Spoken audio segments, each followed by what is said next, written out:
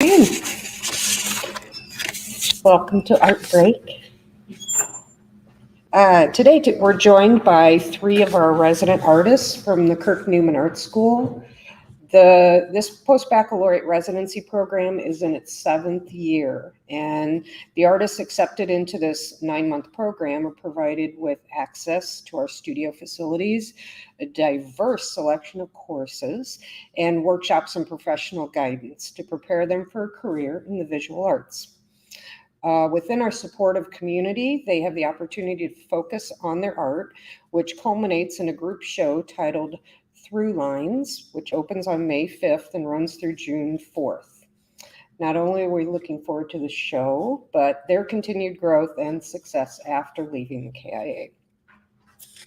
Before I introduce today's speakers, I want to mention 2 weeks from today, on May 9th, we'll conclude the resident presentations with Lauren Gaunt and Mickey Williamson. And today's residents, following each of their presentations, will take questions if you have any. And you will be hearing from Zan Knecht, who's a resident in the sculpture department. Hana Holmgren is a resident in the printmaking department, and Zoë Valette will conclude with, she's a mixed media artist working in the fibers department. So please welcome Zan.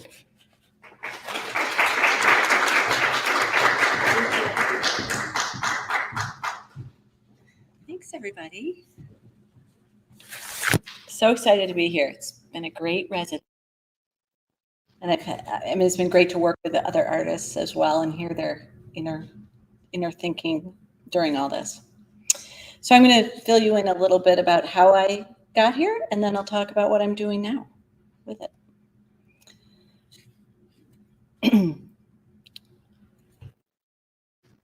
Me, Zan. This is where I went to places.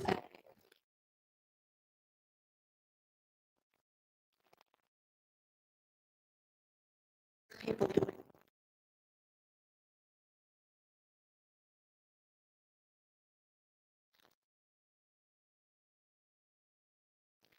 Went to K College. I didn't have to do it.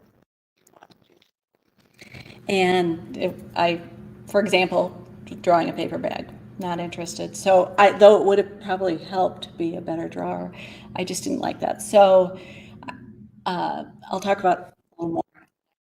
Then I transferred to College of the Atlantic to study marine biology and art because I love the natural stunning beauty of the world. That was on an island in Maine. Later, I came back to University of Michigan for my PhD, and other places that have helped me along the way are St. Ives School of Painting and Kalamazoo Institute of Arts, the Kirk Newman School. So a burning question of mine in college was, why art? Like, why?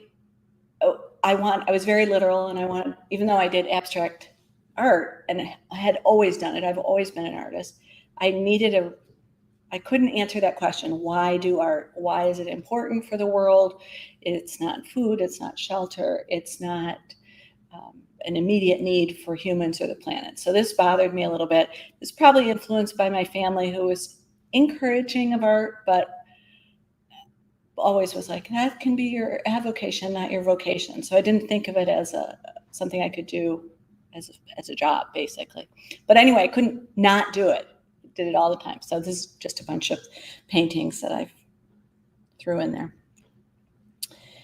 But then in school, I majored in marine biology, and then I worked as a plankton researcher and fisheries researcher for NOAA after I graduated. And I want to show you some of the images I've seen, because now I'm coming back and I keep making these things that look like everything I've been staring at for the last 30 years. So plankton is beautiful under a microscope if you ever have a chance to see it. I did red tide research in Ireland, and then I worked for NOAA in Alaska, and then I had my own commercial fishing boat in Maine, and I have seen millions and millions of fish and love them. And I love being at sea too. I just love the vista of the horizon. And then I lived on my own sailboat. I wanted to live lightly on the earth and not use a lot of resources. It was an older wooden boat, half the time without an engine. I sailed from Maine to the Caribbean and back, and I stared at sails all the time. So that was a big inspiration. And that's, you can see a boat floating calmly out in the water, but it's usually more like that. So that was an influence. And then I just ran across these. I painted these, and at the time, that's my boat, and those are some sails. So I did that for a few years, and then I was doing fish prints at the time too, because that was part of my life. And then, let's see what's next. Then my mom got sick. She got ovarian cancer, and I moved back to Michigan. I was going to spoon feed her broth and take care of her. And I always said she did it to get me away from a bad boyfriend, and it worked, but she denied it. Anyway, her experience of ovarian cancer and taking care of her, which didn't need to be done very long because she got better, which was, it's unheard of. But anyway, it happened. Helped me recognize my interest in women's health. And I went back to school and got my master's and PhD in women's health at U of M. And I practiced internationally doing OB and gynecological care for women and setting up programs and policy. And then I had kids, and I wanted to be there all the time, or more of the time, not away in other countries. I had a great time working in Nepal and India.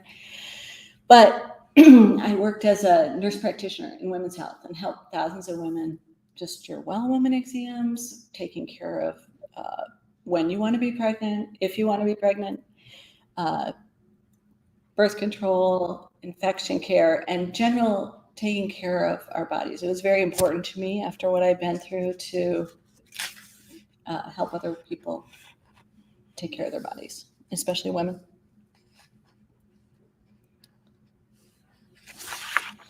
And then, so I did that for a few years, and I lived in Washington, D.C., and then we moved to St. Joe, and there was a great art center there called the Krasl Art Center. And there's a monumental sculpture now at the Krasl by this fabulous artist, Richard Hunt, world famous. He's, I think, in his 90s and still practicing. So if you have a chance to go to St. Joe, there's a beautiful sculpture there. There was a party dedicating it, and I had the honor of chatting with him for a few minutes. And I was a little tipsy, and I blurted out, "Oh, I've always wanted to do metal sculpture." And I'd been painting and doing little things all along, but I'd been working on it and had kids, etc. And he said, "You should do it." So 4 small little words had a huge impact on me. And so if you can say them to anyone, I would encourage you to, and I certainly will. I mean, but to have a world-class sculptor say, "Well, you should do it," I was like, "Oh, well, I guess I should." So I started. And he's a great inspiration. So I started at home. This was some metal I bent, and it's suspended, as is this. And then I went a little bit bigger. These sculptures were made with what we call cold connections. They were rivets. You drill a hole and put a rivet through to hold the shape. This is before, I didn't know how to weld yet. I had brazed a long time ago in Flint, but it wouldn't hold these together. So I showed these, and I've made tons of these. And then this is also a cold connection with a wire. I hope you can barely see holding a curve in that. You can see the inspiration there, the ceiling. And then I found this class at the KIA with Brent Harris, and it was a welding class. And so I was fiddling around one day and just made this. And Brent said, Brent's here, by the way, somewhere. There we go. My hero. Brent said, "Oh, that would be great, 30 feet tall." I was like, someone has spoken my innermost thoughts and dreams. And so I made a little model of a person to go with it. I wasn't quite ready for 30 feet, but I made it at home. I got a welder, and I made it, and it went into ARTprize a couple of years ago, and the venue decided to keep it there for a year in Grand Rapids. So it was great. Now it's in Peoria on a sculpture walk for a couple of years in Peoria. And then what's next? This is just another view of it from below. And on the right is what we call a skeleton of it. That's the cutout. And that one's called The Memory of Sailing. The last one was called Coming Through. It was about what, getting through. It was during COVID, getting through whatever you got through.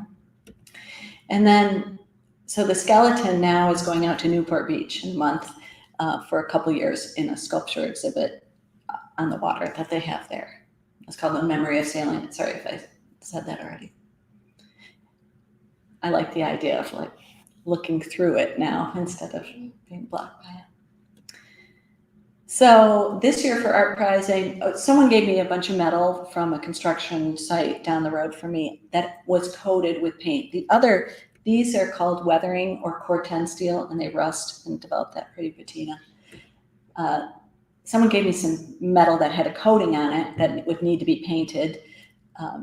And so one day I saw a cardinal in the spring, and it reminded me of my favorite uncle. This is my dad, but it reminded me, he was a birder, and the idea just came to me. So I made a model, and then I made it out of paper, and then I made another model, and then I made it for art prize. And I'm so thrilled that I put it by the Calder in Grand Rapids. It was like a little happy project there to be there, and Mark DeSuvero's sculpture is over this way. So I felt really excited just to be there. And that is my dad, who was 95 and very supportive, and also a birder. And he died this winter, but the cardinals, someone told me later, are thought to be messengers from the dead. So that was kind of interesting.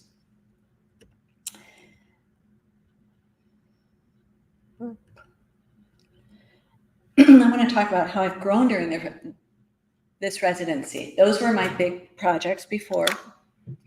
And these are, on the left, you'll see some prints that I did in a printmaking class here. I love silk screening, and I love bright colors. And on the right are some sculpture maquettes. It's just another word for model that I did in St. Ives a long time ago, 3 years ago now. And I've been able to turn these into real life sculptures. This is another model that on the left you see how they're set up, and then on the right you see some color ideas. These will be part of the show coming up. They're in various stages of painting right now. You'll be able to see them in a couple weeks. There's a lot more behind the scenes than just paper projects. So it's interesting to learn that technical part. And again, these shapes keep coming up. And it was interesting to go back and figure out why and where they came from. This is another shape. This was a model, and Brent has the residency, besides working with all the other great residents and hearing how they think about it and being able to talk about that, Brent has helped me to present things in different ways. So this was originally a horizontal piece, and I still think it would be great if it was 30 feet long. But he's encouraged me to put it upright. So then the technical challenge, I'm painting it right now at home. The technical challenge is how to stand it upright and how to make a pedestal and all those things that I never really thought about before. And it has a huge, unignorable presence when it's upright like that. This residency has given me a chance to think about site-specific artwork. There's a beautiful courtyard that I spent a lot of time here, and I want to fill it up with sculptures, and to think about, this is a model I'm just holding up there, but there's going to be a sculpture like this over the grate here. So to think about a specific space and how I can fill it, and it's exciting to me to do that. Again, this is another one that Brent has encouraged me to put vertically. And again, I think it would be great at a 30-foot scale horizontally, but it's really intimate, I think, vertically on this one. That's also in painting process. This is another one. Brent has also encouraged me to take, some of my shapes are just a one form. I like just a simple form, but he's encouraged me to put things together and try to put things together in ways that I hadn't thought of before. It's still my stuff, but it's like looking at it from different angles, and I really appreciate that. And also, he's just been so encouraging about thinking beyond this residency. I'll talk about that in a second. So this is me making this one. And then the structural challenges that come with this, it couldn't balance without being screwed into the pavement, which is not going to happen here. So it changed to this, and then it's weathering right now like that. And I love what has become. I might do the other one another way sometime, but I love what it's become. And it's nice to be able to bounce ideas off Brent and hear his wisdom and input. And then certainly just the technical way of like how to make this all work. So this one should be called Thanks to Brent Harris. He's a big Aries guy too. So. Anyway, but to think beyond this residency for me, I'd like to transition away from clinical work and into being a full-time artist. And this residency has given me an idea of how to like take steps to get there. I'm teaching class now in garden art, if anyone wants to take it. That's one step. And also just I've made a lot of stuff in the last few months. I had an ankle surgery and I couldn't walk for the first few months of this. So this has been some, accelerated production, and just to think how I can get these out there. And then Brent will say something like, well, when you have your something studio and your assistants will be buffing this for, and it's just to imagine that is way beyond anything I would previously like dare to think. So it's exciting to like, oh, maybe I could. So anyway, anyone have any questions? Yes. You just sailed to the Bahamas. I sailed past the Bahamas. I sailed to the Caribbean. Yeah. High to the Bahamas and the Bermuda Triangle, and on down to further in the Caribbean and back. How big ideally would you like to go with your work? Right. This room might be a little low ceilinged, I think. So, but I like this size stuff too. But yeah. Yes. Did you see any challenges with sort of designing for the courtyard because you're surrounded by a building versus having a full natural background? Yeah, I like in a full natural background, I like more trees and greenery or water or something as a setting. But it's kind of just a framework. Like you want to make a pie and it has to fit in this pan. It was okay. The main frustration to me is not being able to fasten stuff down to the cement. Yep. E. Can you talk some about integrating color into your work and how you've chosen the colors that you're working with? Sure. Eve, I forgot to repeat the questions, but they're asking about color and how I integrate color into my work. Is that right? I love color, and all those paintings in the beginning, I just color. I feel things in color. So an actual physical sensation can be a color to me. And I'm just a color nut. I love it. So it's just like, I just play around with it basically. What do I like? It's easy. I don't really think about it. I just kind of like, it comes to me, I do it, I try it, I change it. That's all. Yes? If you've conceived these sculptures in imagining them 30 feet or more, did you have to use some sort of technique or something to get the same impact on a smaller scale? Well, I imagine them in the future that big. So I start out by doodling, and then I draw on my shower glass wall a lot, and I just start thinking, I can look at a space and see, ooh, that would be neat to fill that. So people can get closer and be almost observe things more intimately with smaller sculpture, I think. Bigger ones, I imagine. Yeah, I don't know if I can answer that, Carol. No. But good question. I think, if I can get them bigger, I'll let you know and see if it feels different.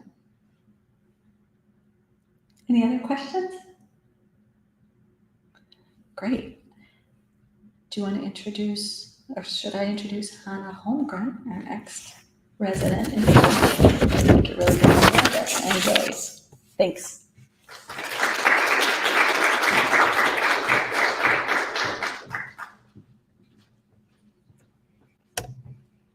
All right, hello everybody. I'm Hana Holmgren.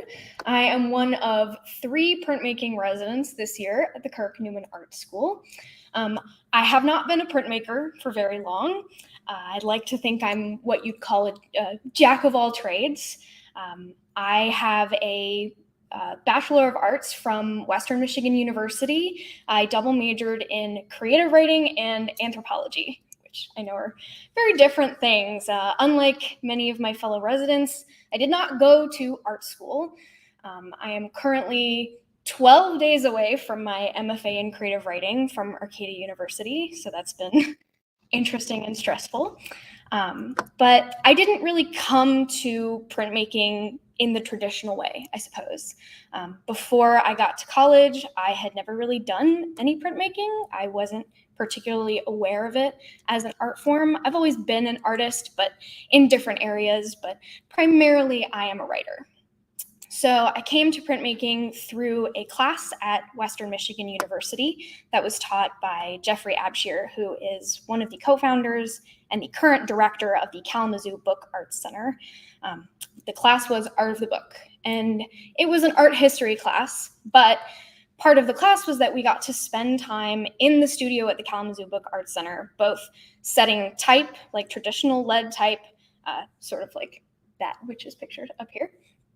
And we also got to do some relief printing. If you're unfamiliar, most of relief printing tends to be carving linoleum. Some people carve woodcuts. I'm a linoleum printer primarily. And this class totally introduced me to printmaking as an art form. It was about the book as a cultural object, how books are made, the process of printing, which is something that as an anthropologist, I am particularly interested in, the way that historical craft production has come about, the origins of things like this. That class, while it also introduced me to printmaking, it opened up an opportunity for me to travel to Italy with a group of students and Jeff Abshir leading us. He takes a handful of people every year, both through Western Michigan and through the Book Arts Center. I spent 3 weeks in Italy completely immersed in printing. We got the chance to work in some really amazing studios. We partnered with the Florence School of Fine Arts, the Tipoteca Type Museum in Cornuda, and the International Graphic Design School in Venice.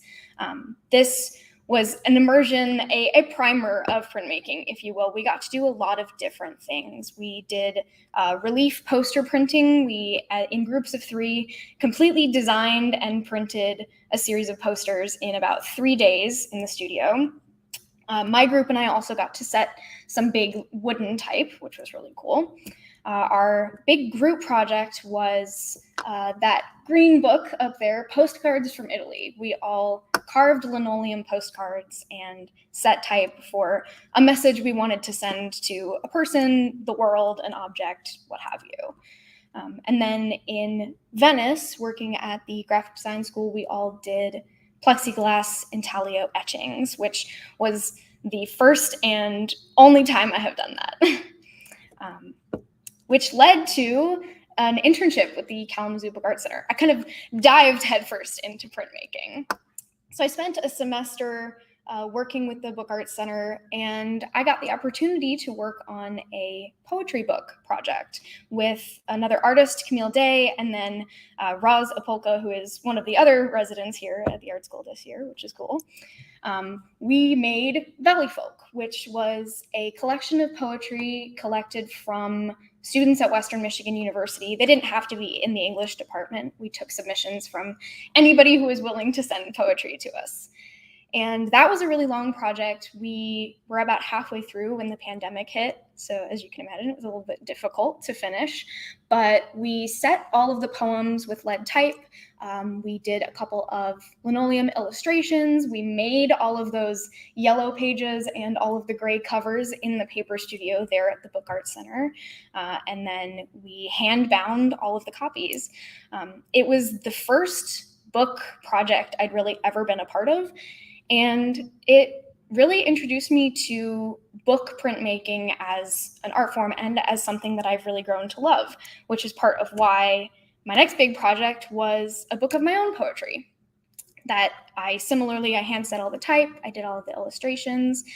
This was titled Mythos. It ended up being my senior thesis for the Lee Honors College at WMU. And over about 6 months, I had to take this idea for a poetry book, write the poems, set all of the type, do all of the printing, kind of top to bottom. From January to June, I made a book. It was a really interesting learning experience, mostly because I had to do all of the work myself when before I'd been working in collaboration with other people. But this project really cemented my love of combining both the written word and visual art. Primarily, I'm a writer. Almost all of my art ends up being illustrative and coming out of either my own stories, other people's stories, the written word. I am a visual artist who comes up with ideas because I read something. That's how it tends to work for me. So this was a really interesting project, and I'll get a little bit more into poetry and illustration when I talk about my gallery project. One of the best things about being a resident here has been access to the studio space. For the last couple of years, I've been working out of my home studio, which is just my desk in the basement. And as you can imagine, it's kind of difficult to make any involved printing work there.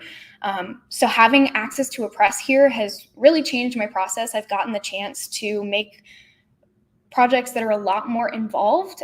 This whale print here is it's actually 5 layers. I forgot to take a picture of the first layer because I'm terrible at taking process photos. It's a reduction print, so basically that first layer there, I carved out all of the places I wanted to remain white, and then I printed the light blue. For layer 2, carved out everything I wanted to stay light blue, printed the darker blue, so on and so forth until you get to the final black layer and you have a finished print. Reduction prints are a lot of work, but I think that they're something that I would like to continue doing. I had never done one before a couple of months ago. In a similar vein to all of my work being illustrative, the Neil Gaiman Sandman series inspired this print of the Sandman himself, which is also a reduction print. It is the largest print I have ever made. It ended up being about 16 by 20, which I could never do at home in my home studio, not without like the big presses that we have here in the printmaking studio. I've also taken a couple of fun classes outside of my printmaking experience. I've taken a couple of jewelry classes. I took screen printing. That print of the Statue of David is a screen print. I had never done any silk screening before this. I designed a Christmas card for one of the banks nearby. They always have one of the residents do it. And then I've also taken a polymer photogravure class, all of those prints that's Donegal Castle in Scotland, all of the different colored ones. That's polymer photogravure, which is an intaglio printing process. So it's kind of the opposite of my usual relief printing. But I found that to be a really interesting experience, and it's nice to try different forms of printing that I'd never done before and kind of figure out what I like besides just linoleum printing. I also had the chance to design a poem broadside for the Kalamazoo Book Art Center's Poets in Print series.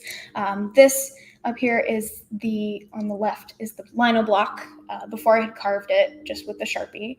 And then on the right, you have the proof. I actually haven't seen a finished print. It only got printed a couple of weeks ago. But this project really sparked an idea in me about what I wanted to do for my gallery project here for the resident show.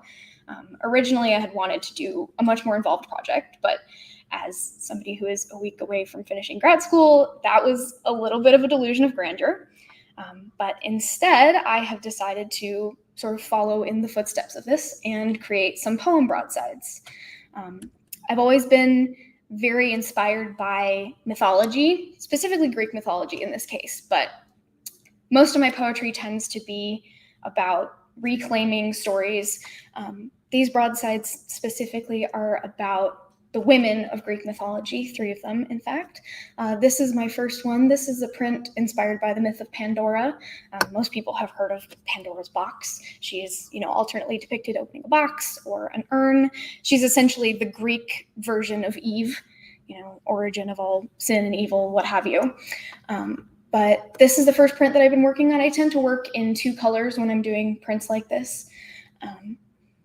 And I don't have the poem up here. You'll have to come to the gallery show to read my poetry. But this is the first print that I've been working on. I actually printed these yesterday. This one is inspired by Persephone. Most people know the myth of Persephone vaguely, but there are several different versions of it. In one, you have Persephone being abducted and stolen into the underworld by Hades. In others, you have her leaving willingly. I really like playing with the idea of choice in a narrative, and this poem is very much playing with that idea of what if she had chosen? What if this is what she wanted? And then the final one that I've been working on is a print about the Greek fates. Mythology has always been very fascinating to me as a cultural concept. A lot of different cultures have mythology that is very similar. In the Greek mythology, you have the fates. In Norse mythology, you have the Norns. In Scottish mythology, you have the Morrigan. You have this whole 3-headed goddess figure in a lot of different places. And so I really like exploring the different ways that different cultures tend to have the same stories. And these are going to be on display in the gallery show. They will have poems with them. Like I said, I primarily come up with my imagery based on the written word. So I had the poems written and I made the illustrations to go with them. And that's what I've been working on. And anybody have any questions? Yeah, Courtney. So will your end piece be a series of prints, or will it be a bound book of your prints and poems? My end for my gallery project, so it'll be a series of those 3 prints. I'll probably frame them, but yeah, I have the 3 prints. I would love to someday make an artist book and bind them all together, but for the purposes of display, it's probably easier to just have them framed on the wall. Yes. You studied much Italian when you were there. Like the language? I did not get to study much Italian. Our instructor, Jeff Abshir, he's fluent. He has been going there he studied there. He's been going there every year for 20 years. And when we were in major metropolises, most people also spoke English. It was only when we were up in the countryside in Tuscany that it was a little difficult, but he was always there to play translator. So I'd love to learn it someday, but not then. Anything else? All right, well, thank you guys so much. I'm gonna bring up Zoë Valette.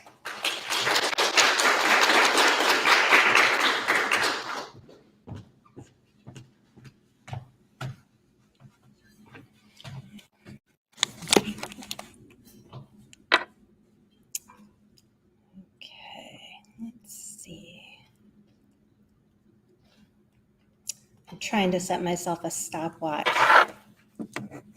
to pay attention to how long I talk. I'm not sure it'll work, but we'll see. I'm Zoë Valette. I am a fiber resident this year. I'm the only one in the fiber department. And Oops, wrong way. I've been working in fibers for a long time. I've always been an artistic and crafty kind of person. I taught myself how to knit in high school because there was this really cool J. Crew sweater that all the cool kids had, but it was $90. So I was like, hey, I can figure out how to make that. It took a while, but eventually I did. I have studied at Western. I got my bachelor's in textile and apparel studies, not art. It's actually very much not an artistic discipline or area. Then I've taken classes here, predominantly weaving classes. I had a chance to encounter my freshman year of college. Actually, I saw that there was a weaving class happening here. So I called up, I was like, hey, it looks like there's this weaving class you're offering this winter, and it actually starts tomorrow, but could I sign up for it? And Barb, the registrar, said, well, you know what, this never happens, but someone just dropped out and there's an opening. So it must have been meant to be. I've been lucky enough to go to 2 summer courses at Penland School of Craft, which is kind of like amazing summer camp for grown-ups. And both of my courses were in the textiles area, and that was where I really started to develop my interest in semi-wearable dresses, is how I think about them. So they're art garments, and they're technically wearable, but they are not something you would actually want to wear, most likely.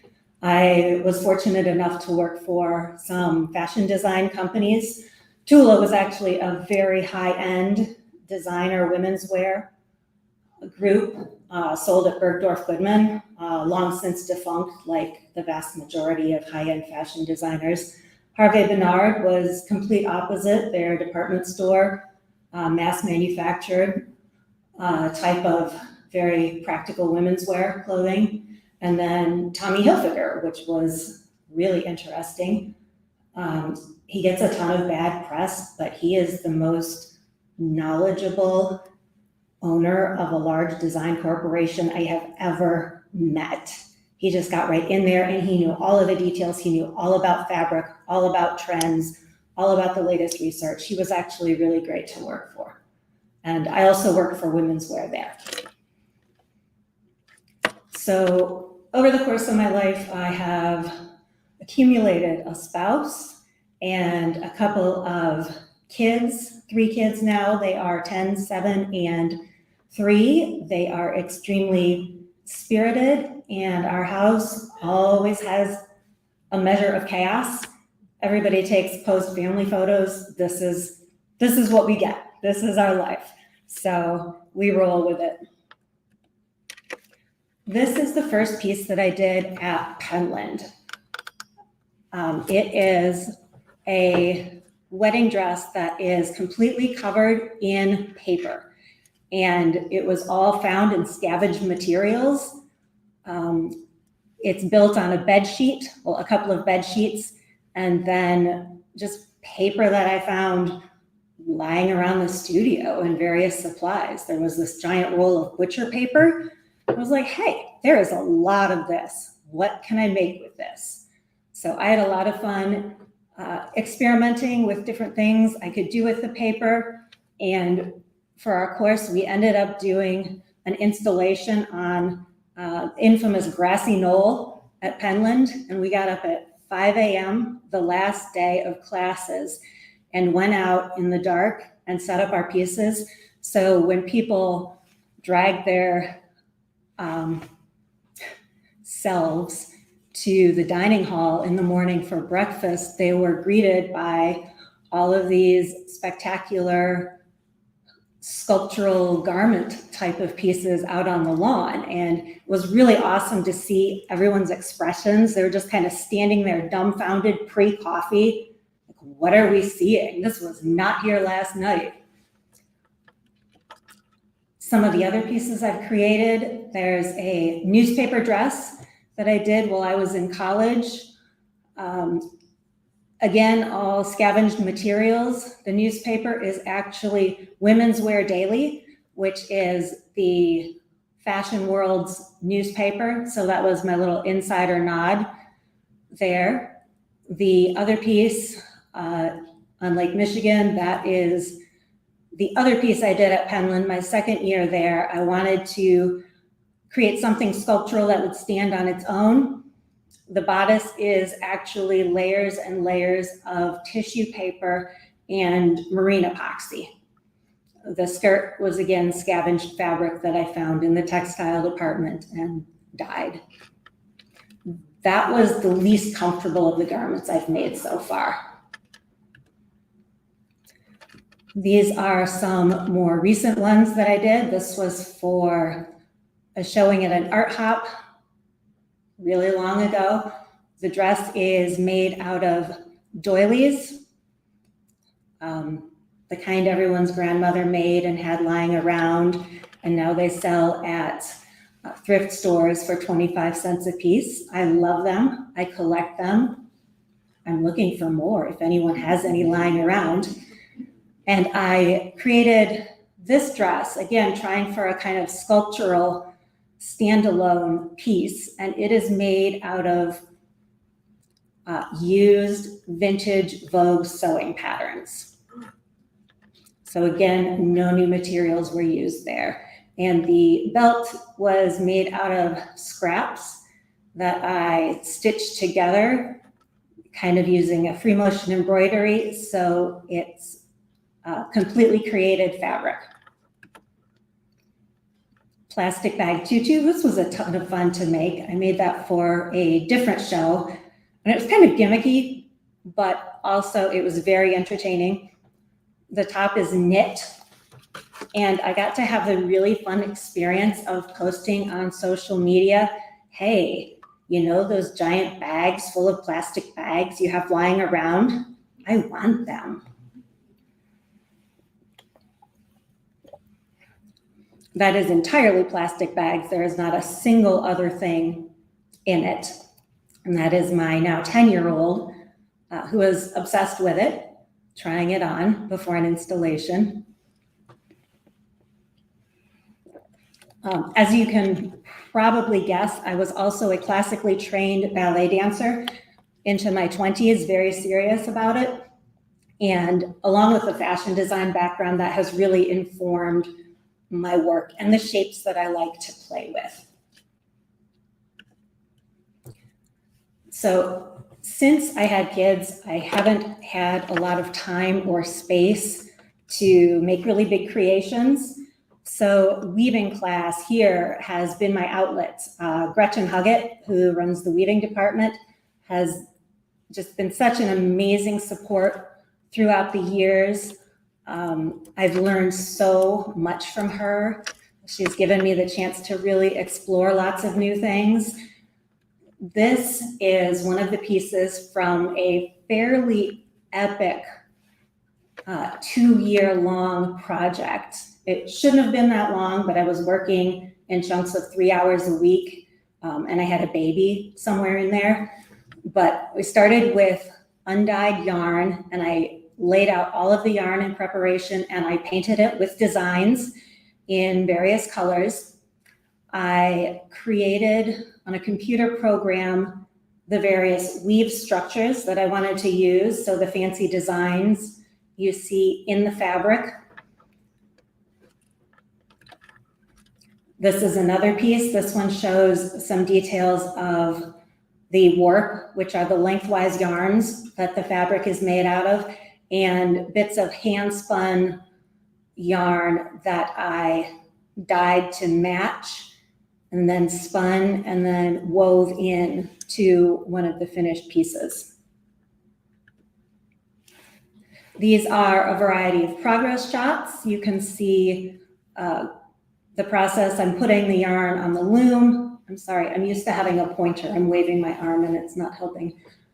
Some of the various weave structures that I use, the different kind of shapes that I was able to make in the fabric. There is the child that I also made during that time period, and They are now 4. Is that right? Yeah. And they are in a sling that is from fabric that I dyed and wove myself as well. So lots of things I created in that picture. On the far side is the final unwound piece after I finished weaving all of it. It was kind of epic unrolling it from the loom because we're, I don't know, 6-10 yards of fabric, and it just kept spooling off more and more of it. And there are multiple different discrete pieces there. One other thing I thought was interesting, there is a piece that hung in the hallway here, kind of between the back entrance and the bathrooms. And it was a mixed media ink print by, I'm going to butcher her name, Chiaki Shuji, that is part of the collection here.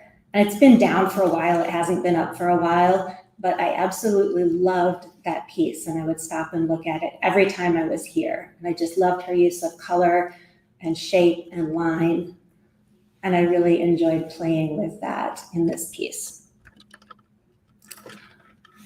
During this residency, this has been a gift. So as somebody who has never been to art school, who has always done art as an avocation, so on my own dime, in my own space, I never really got a chance to try other disciplines. I got to play with clay for the first time since 4th grade this year, and it was so much fun. One of the first things I started doing was making botanical shapes, mushrooms, petals, and then flowers.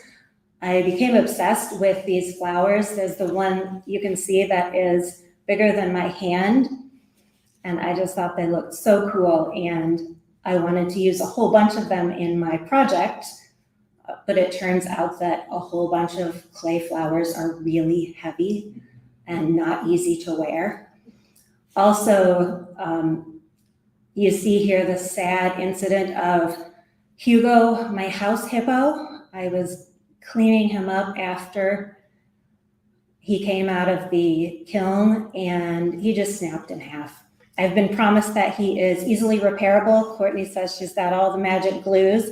So I'm looking forward to fixing him up and finding a place to display him where my kids cannot break him. Oh, I got to work a lot with paper this year as well. I started off with a paper mache sculpture class, which was a ton of fun with Gail, who is super knowledgeable about sculpture and all things paper. And she really inspired me to try different things with paper. And her class was, her inspiration actually was one of the main factors in what my final project is working with. The fibers classes that I took this year, I got to learn a bunch of new spinning techniques, making my own yarn from various fibers and other materials. Other materials this year included wire and paper, which was as difficult as you might think it is. But the Japanese have perfected this technique over centuries, and it is absolutely beautiful once you figure it out and can do it well. I'm not there yet. I wove some sample pieces, trying out different fibers and combinations of techniques, trying to get a fabric that had a lot of its own movement in it. It just kind of collapsed on itself after I took it off the loom, which was really neat because normally fabric lays nice and flat, right? But this had inherent energy in it and just kind of shrunk up and pleated up on its own, which was really cool. Then I started playing with forms and what my final project might look like, pulled out a dress form someone had left behind and played with some old bed sheets and curtain shears. And in the middle, you can see there's a corset that has a bunch of paper flowers on it. Those flowers are all handmade by me out of paper and fabric and glue. And that's it. It was a lot of fun to experiment with the different shapes, different colors, using paint and bleach and alcohol markers to get different colored effects.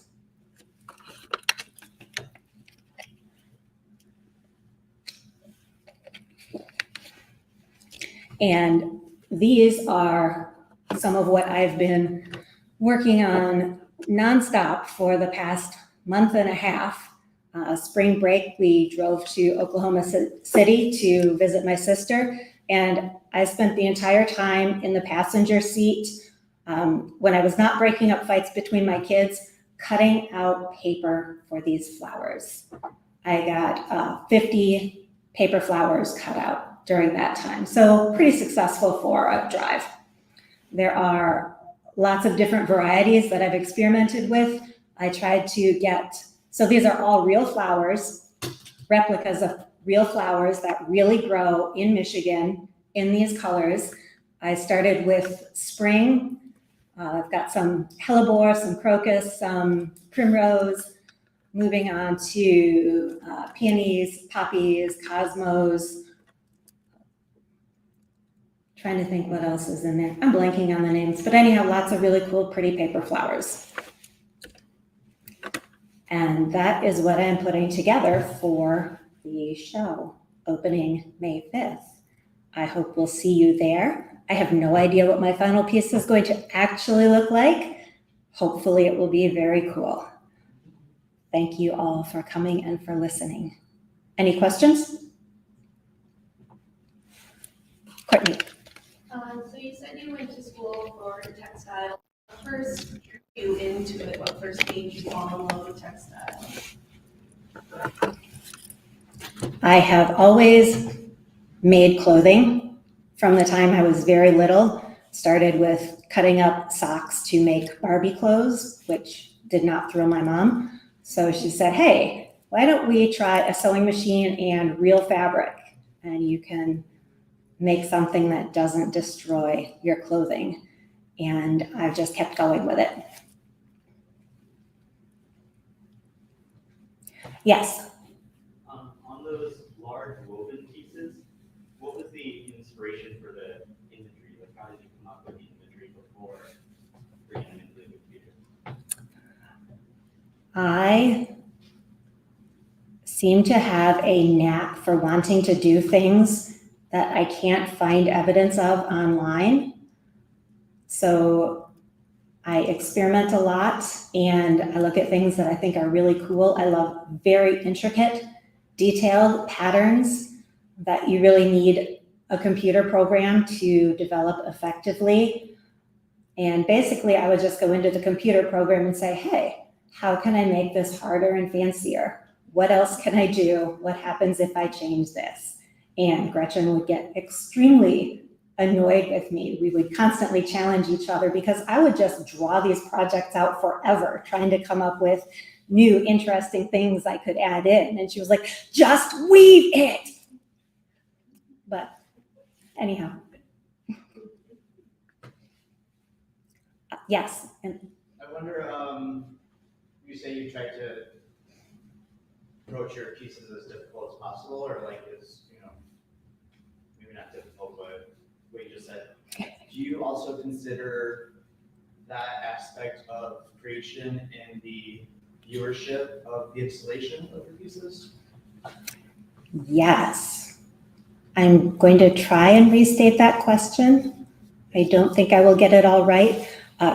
Considering the degree of difficulty and detail I like to pull into the pieces I've shown here, will that inform what I am producing for this show? Did I get the gist of it? Yeah, but more so on the viewership side. And like, are you going to show it traditionally, or do you, because like the interactive dress, the plastic and stuff like that, or things. Oh, okay. I think I got you. Asking about the viewership side and how I'm going to present it. So that has actually been really such a pain to try and figure out, because I didn't want to display it on a dress form. I didn't want it to have that feel. I did not want the human form to be a focal point in it. So trying to come up with a structure to put it on that would hold it up. It is not going to be worn by anyone. It is technically wearable, but I am not going to stand there for an entire month and wear it. That does not sound like fun. It will be displayed as a garment, as a dress that you can approach and walk around and look at all the detail. Does that help? Yeah. Okay. Oh, yeah, Zan. Zoe, if you could make a fantasy dress in your mind, but you didn't have to, you could just wave a wand and it would be made, you know, tomorrow or something, what would it look like today? Just today. You can have a million ideas, but what is it today? Oh, that's so fun. No limit. When I started, I had this grand idea. I was going to do a series of 4 garments, which would be based loosely on seasons and biomes. So starting in the spring with kind of a quiet meadow, summer with the ocean, tropical sea, really water feel. Like you, I'm a water baby. That's my home place. Fall, like an old growth forest, oak forest with the leaves and the rustling and twisted bark wrapped around the form to make the dress. And fall, winter, going into the icy tundra. Just everything frozen and crisp and crystalline and kind of like an evil, haughty feel to it. Okay, thank you all for coming. We hope to see you on May 5th.